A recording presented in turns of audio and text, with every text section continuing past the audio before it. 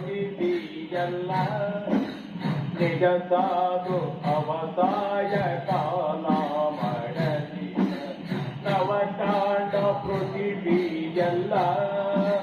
ನಿಜ ಸಾಧು ಅವಸಾಯ ಕಾಲ ಮಾಡಲಿ ಅವಿರಳ ವಿನೋದ ನೋಡಿ